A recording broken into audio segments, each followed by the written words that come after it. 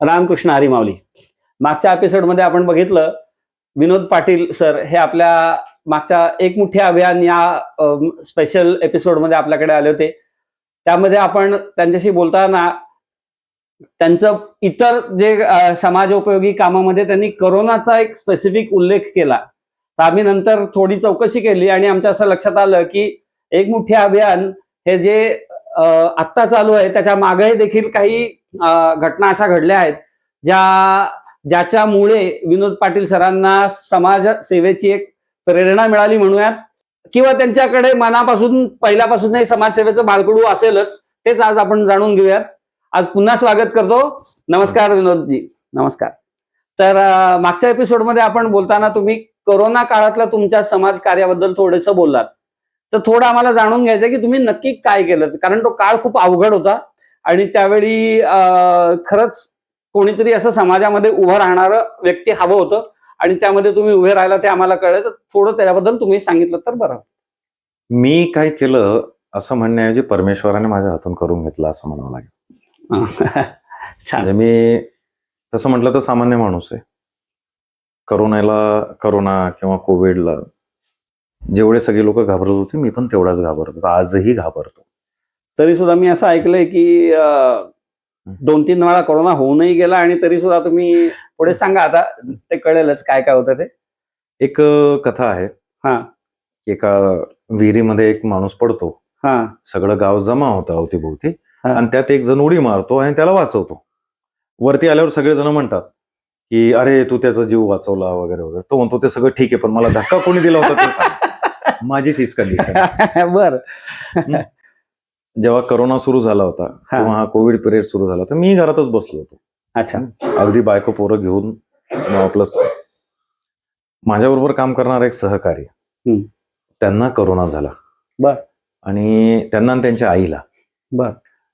त्यांनी कॉल केला मला, अरे विनोद असं झालंय, आता काय करावं. अत्यंत घाबरलेल्या आवाजामध्ये.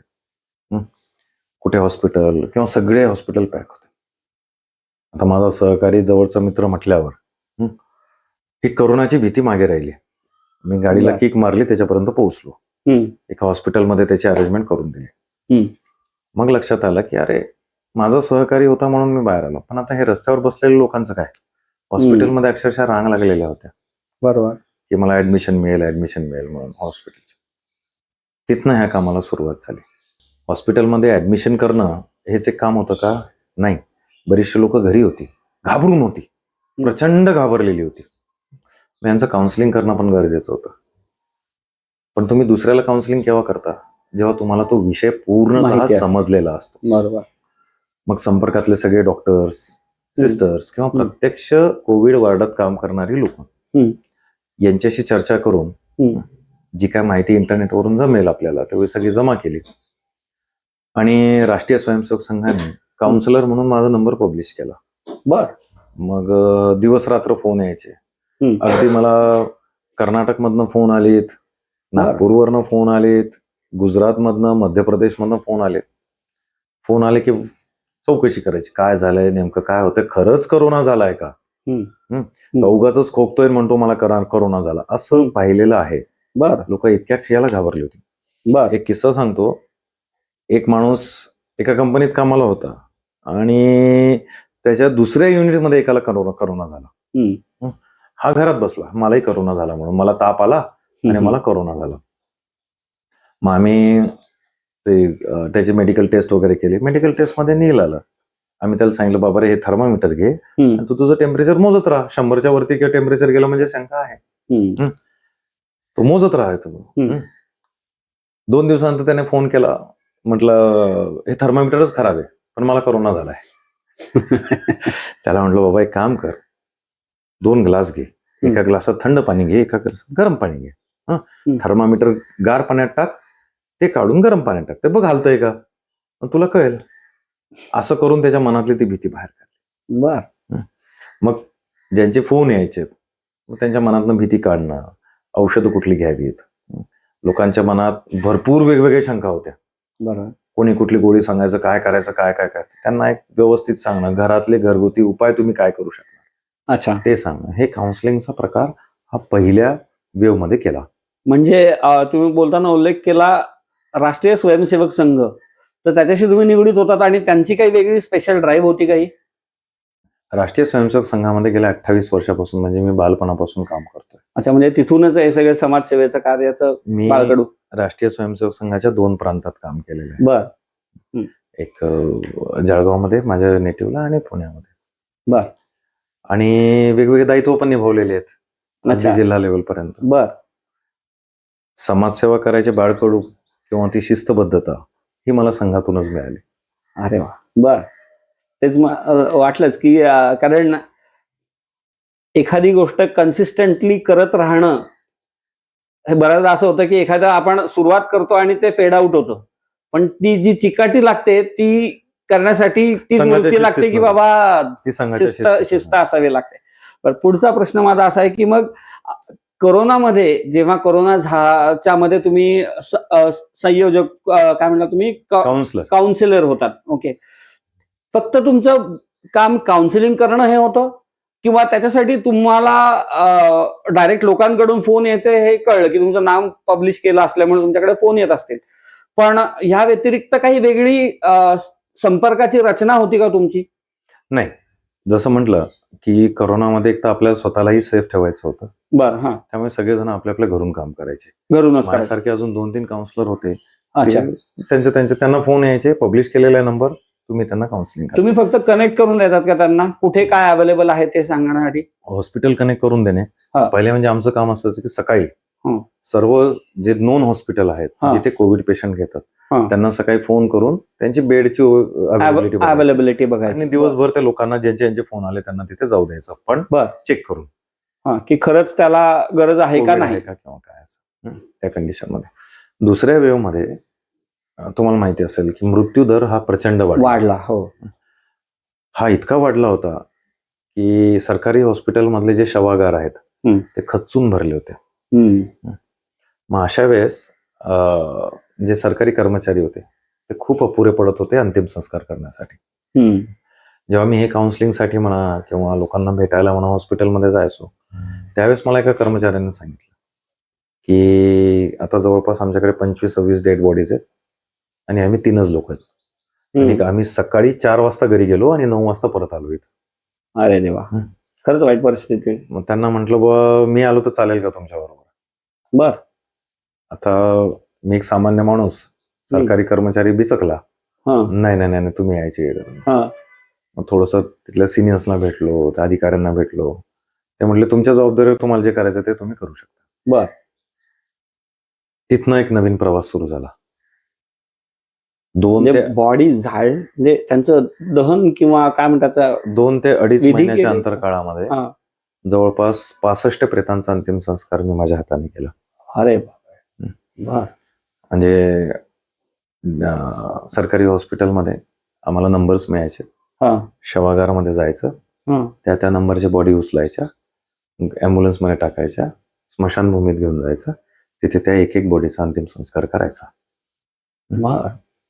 त्यामध्ये 3-3 किती लोक इन्व्हॉल्ड होते? म्हणजे सरकारी 2-3 कर्मचारी आणि मी एक. म्हणजे अगदी नातेवाईक सुद्धा यायचे नाहीत? नातेवाईक ते 1-1 किलोमीटर लांबून आम्हाला सांगायचे पाणी टाका, हार टाका. अरे आम्ही पीपीई किट घालून सगळीकडे प्रेत जळत आहेत आणि मध्ये आम्ही पीपीई किट घालून करा. 3-3, 4-4 तास आम्हाला पाणी सुद्धा मिळत नव्हतं. अरे देवा. बर. पण ठीक आहे, एक परमेश्वराचं कार्य म्हणून आपण ते पूर्ण पाडलं. त्याचा मानसिक आघातही भरपूर झाला. खरंय की जेव्हा आता आपल्यासारखा सामान्य माणूस हा वर्षातून एखाद दुसऱ्या अंत्ययात्रेला जातो. पण इथे तर असं होतं की दिवसाला 3-3, 4-4 प्रेत माझ्याकडे यायचे, तेव्हा मी त्यांना उचलून घेऊन जायचो. रात्री झोपताना म्हणजे मी ते एक सेपरेट रूम मध्ये होतो, माझी फॅमिली सेपरेट. याच्यामध्ये दारात बसायचो मी आणि मग मला जेवण यायचं दारात. खरंच अवघड काळ. रात्री 12-1 वाजता स्मशानभूमीतून घरी येणं, सगळीकडे सामसूम, कोणीच नाही. घरी आल्यानंतर मग आंघोळ वगैरे करायची, झोपायचं. झोपल्यानंतर मला असं वाटायचं की माझ्या बाजूला डेड बॉडी पडलेली आहे, मी डेड बॉडीच्या बाजूला झोपलोय. रात्रभर झोप नाही यायची. मग रात्री उठायचं, खाली यायचं, जरा राऊंड मारायचे, थोडं डोक्यातलं काढायचा विचार करायचा. परत दुसऱ्या दिवशी सकाळी 9 वाजता ऑफिस जॉईन करायचं.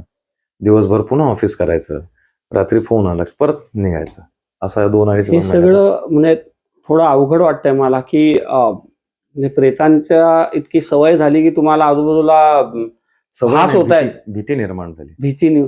मला तोच प्रश्न आहे की मग ह्याच्यामध्ये स्वतःच्या मनातली ताकद तशीच ठेवणं किंवा आपली अंतःप्रेरणा जी आहे ती वाढवणं, हे याच्यासाठी काय केलं किंवा हे कसं जमलं? आपल्या सनातन धर्मामध्ये पूजेचं महत्व खूप दिलेलं आहे. हम्म. मी रोज सकाळी पूजा करतो. तेच एक कारण आहे की जे मला धरून होतं आणि मी त्या मानसिक आघातातून सुद्धा त्या पूजेमुळेच निघालो. रोज सकाळी जे परमेश्वराची आपण आराधना करतो ते तुम्हाला बळ देऊन जातं. तर आपण आज ऐकलं की विनोद माऊलींनी सांगितलं की करोनासारख्या अत्यंत भयंकर काळामध्ये देखील सनातन धर्म त्यांच्या मदतीला धावून आला असं त्यांचं म्हणणं आहे, किंवा देवधर्म जे नेहमी करतात त्याच्यातनं त्यांना एक अंतःप्रेरणा मिळाली असं त्यांचं म्हणणं आहे. देव त्यांच्या कायम पाठीशी असतो असंच मला वाटतंय, कारण मी एक त्यांच्याबद्दल एक गोष्ट ऐकली, घटना ऐकली आहे, जिच्यामुळे कदाचित आपल्याला असं वाटतं की हा एक दुसरे विनोद माऊली आपल्या समोर उभे आहेत. जे पहिले पण तितकेच समाजसेवी होते ते, पण दुसरा त्यांना जन्म मिळाला असं मी ऐकलंय, की ज्याच्यामुळे त्यांनी अगदी समाजकार्याला वाहून घेतलंय स्वतःला. तर ती घटना काय आहे ती आज आपण त्यांच्याकडून ऐकून घेऊयात. त्या बाबतीत मी स्वतःला खूप लकी समजतो. आणि लकी ड्रॉ मध्ये जसा नंबर लागतो ना, तसा त्या इन्सिडेंट्स मध्ये माझा नंबर लागला होता. एका ठिकाणी गेलो होतो आणि लिफ्टने आपण जेव्हा इमारतीमधून खाली उतरतो तर लिफ्टमध्ये एंट्री केली, 3ऱ्या मजल्यावर होती आणि समहाऊ त्या लिफ्टचे ते दोघंही केबल, त्यांची गिअरिंग सिस्टीम हे सगळं फेल झालं आणि ती लिफ्ट 3ऱ्या मजल्यावरून -1 कोसळली. हो. 4 मजले फ्री फॉल झाल्यानंतर जो काही इम्पॅक्ट व्हायचा आतमध्ये तोच झाला. माझ्या पाठीच्या मणक्याला स्पायनल कॉर्डला मार लागला. पहिले अर्धा तास मी शुद्धीवर होतो, त्यानंतर बेशुद्ध अवस्थेत. तसंच हॉस्पिटलला नेलं. हॉस्पिटलला जे काही त्यांची ट्रीटमेंट त्यांनी सुरू केली, MRI करणं वगैरे वगैरे सगळं. म्हणजे नंतर मला कळलं की गोष्टी इथपर्यंत होत्या की याचं पोस्टमॉर्टम कधी करायचं, कुठे करायचं, इथपर्यंत बोलणं चालू होतं. बर. आणि मी बेशुद्ध होतो. लहान भाऊ होता, काही सोसायटीतले मित्रमंडळी वगैरे. बेशुद्ध अवस्थेत असताना समजा जसं आपण म्हणतो की आत्मा शरीरातून निघून चित्रगुप्ताकडे जातो, तसं बहुतेक चित्रगुप्ताकडे गेलो असेल. त्यांनी मला आधार कार्ड मागितलं. आधार कार्ड नव्हतं सोबत. म्हटलं भाऊ नाही, आधार कार्ड विसरलो घरी. म्हटलं घेऊन ये परत. मग रात्री 2 वाजता माझे डोळे उघडले. भावाला म्हटलं चल घरी. हा गमतीचा विषय झाला. पण परमेश्वर प्रत्येक गोष्ट जी काय करतो ना त्यामागे एक उद्देश असतो. बहुतेक हे सगळं त्यांना माझ्या हातून करून घ्यायचं असेल म्हणून त्यांनी मला परत पाठवलं. नुसतं हेच नाही, त्यानंतर कोरोना झाला. कोरोनामध्ये 70% माझे लंग इन्फेक्टेड होते. डॉक्टरने सांगितलं की तुम्हाला ते स्पेसिफिक मेडिसिन घ्यावं लागेल. म्हटलं मी नाही घेत. रेमडेसिवीर होते का? म्हटलं ती मी नाही घेणार. डॉक्टर म्हटले तू डॉक्टर आहे का मी डॉक्टर आहे? डॉक्टर तुम्हीच आहे, पण औषधी मी नाही घेणार ती. मी आपले सूर्यनमस्कार सुरू ठेवलेत आणि 3ऱ्या-4थ्या दिवशी माझे लंग्स बरेचसे मोकळे झालेत. कोणाला कोरोना झाला तर मी हे प्रपोज करणार नाही, पण माझ्या बाबतीतला अनुभव मी सांगतो. प्रत्येकाने डॉक्टरकडे जावं आणि योग्य ती ट्रीटमेंट घ्यावी. माझ्या बाबतीत जे झालं ते मी सांगितलं. सूर्यनमस्कारमुळे माझे लंग्स क्लिअर झाले आणि परत तुमच्या समोर आहे. अरे वा. जसं म्हणलात, कदाचित ती दैवी घटना असेल किंवा लक असेल, पण मी म्हणेन की चांगली माणसं आपल्या समाजात हवीच असतात आणि एक नवीन पुनर्जन्म मिळाला आहे आणि तो ते सत्कारणी लावताय असंच पाहून खरंच आनंद वाटतो. आणि विनोद माऊली, आज तुम्ही आमच्याकडे आलात पॉडकास्टमध्ये, तुमचे खरंच खूप खूप धन्यवाद. आणि तुमच्या इथून पुढच्या जो काही तुम्ही उपक्रम हाती घाल, मला माहिती आहे तुम्ही तो सत्कारणी लावताय आणि तो सक्सेसफुल पण कराल. पण आमच्याकडून तुम्हाला खूप खूप शुभेच्छा. धन्यवाद.